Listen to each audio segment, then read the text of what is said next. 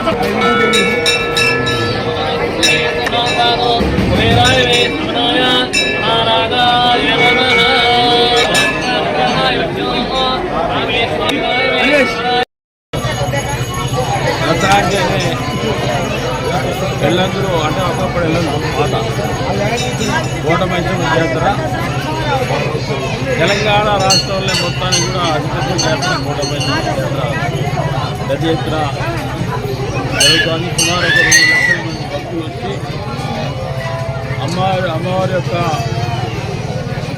ఆశీర్వాదం తీసుకొని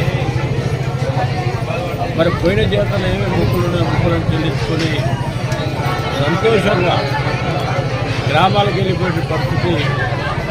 ఈ అమ్మవారు అందరినీ కూడా ఆలోచించి ఆశీర్వదించి సుఖ సంతోషాలతో ఉండాలి.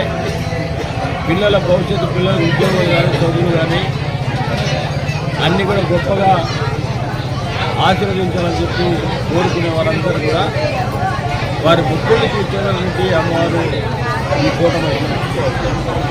దీనికి పెద్ద ఎత్తున పట్టాభి గారి ఆధ్వర్యంలో ఎండోమెంట్ అయినా సరే వారి నాయకత్వంలో ప్రశాంతంగా ఈ జాతర జరిగే విధంగా ఎలాంటి అవాంఛనీయ సంఘటన జరగకుండా భక్తులందరినీ ఒకే వేదికపై కూర్చోబెట్టి ఎలాంటి ఇబ్బంది లేకుండా చూసేటువంటి గొప్ప మరి పట్టాభి గారు కూడా సందర్భంగా మనందరి భక్తులందరి తరఫున అభివృద్ధి తెలియాలి.